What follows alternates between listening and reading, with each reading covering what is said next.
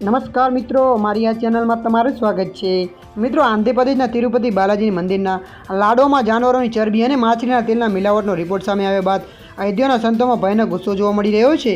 રામ મંદિરમાં 22 જાન્યુઆરીએ જ્યારે ભગવાન રામલાલની પ્રાણ પ્રતિષ્ઠા થઈ ત્યારે તિરુપતિથી આવેલા પ્રસાદમાં 1 લાખ લાડુ અતિથિઓને વેચવામાં આવ્યા હતા। તિરુપતિ બાલાજીથી રામ મંદિર ઉદ્ઘાટન અવસર પર ખાસ બનાવેલા 3 ટન લાડવા આવ્યા હતા।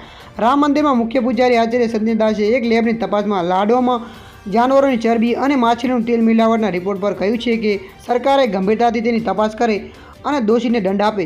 ત્યારે મિત્રો, મળતી માહિતી અનુસાર વધુ આપને જણાવી દઈએ કે આચાર્ય સત્યદાસે કહ્યું છે કે આ ખૂબ જ દુઃખની વાત છે અને કરોડો લોકોની આસ્થા પર આપઘાત છે। તેમણે આશંકા વ્યક્ત કરી છે અને સનાતન ધર્મની ઈજા પહોંચાડવા માટે આંતરરાષ્ટ્રીય ષડયંત્રના આ ભાગ હોઈ શકે છે। એટલા માટે સરકારે તેની ઠોસ તપાસ કરે અને જાણે કે તેમાં કોઈ વિદેશી ષડયંત્ર છે કે દેશના લોકોની આ કરતૂત છે। મુખ્ય પૂજારી દાસે કહ્યું છે કે તિરુપતિ બાલાજીના લાડોમાં ખૂબ જ પ્રસિદ્ધ છે, જેણે આ પણ આ ધૂણિત કામ કર્યું છે, જે ખૂબ જ મોટો અપરાધી હશે। ત્યારે મિત્રો, હાલ માટે આટલું। મળીશું નવા અપડેટ સાથે। જો વિડીયો તમને પસંદ આવે, લાઇક, શેર અને સબસ્ક્રાઈબ કરી નાખજો। ધન્યવાદ।